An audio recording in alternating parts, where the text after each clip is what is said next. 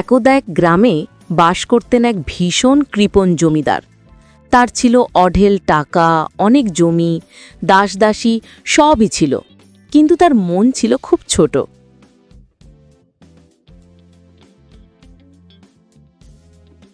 কেউ সাহায্য চাইতে এলে তিনি তাড়িয়ে দিতেন, তাই গ্রামের কেউ তাকে পছন্দ করত না।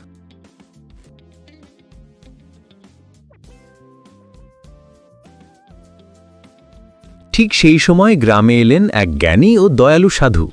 তার খ্যাতি শুনে গ্রামের সবাই আশীর্বাদ নিতে ছুটে গেল।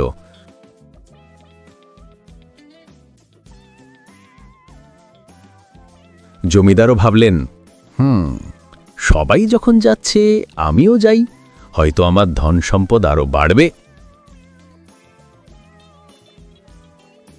জমিদার পালকি চেপে সাধুর কুটিরে গেলেন। গিয়ে দেখেন সাধু খুব সাধারণ কুটিরে থাকেন, কোনো বিলাসিতা নেই, তবু মুখে শান্তির হাসি। এসো বৎস, কি চাও তুমি? মহাত্মন, আমার তো সব আছে, টাকা, জমি, মান সম্মান। আপনি আমাকে এমন আশীর্বাদ করুন যাতে আমার ধন আরও বাড়ে। সাধু কিছুক্ষণ চোখ বন্ধ করে হাসলেন। অবশ্যই আশীর্বাদ দেব, তবে আগে একটা ছোট কাজ করো।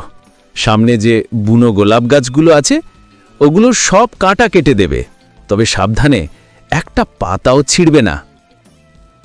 জমিদার ভাবলেন, এ কোন আজব কাজ।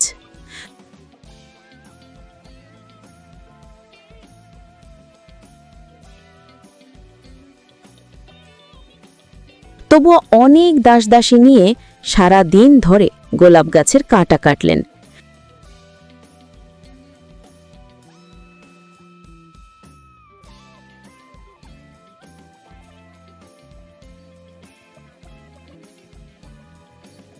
পাতায় হাতও লাগালেন না।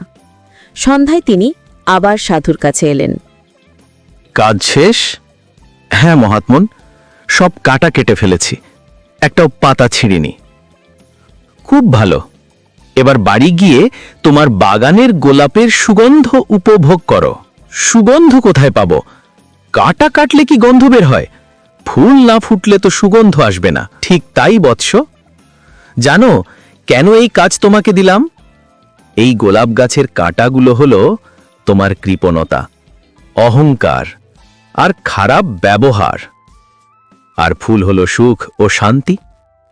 যতক্ষণ মন থেকে কাঁটাগুলো কাটবে না, ততক্ষণ জীবনে সুখের ফুল ফুটবে না। ধন বাড়লেই সুখ আসে না, মন ভালো হলে আসে।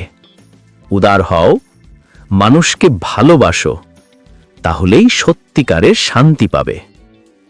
সাধুর কথা শুনে জমিদারের মন বদলে গেল। তিনি নিজের ভুল বুঝলেন।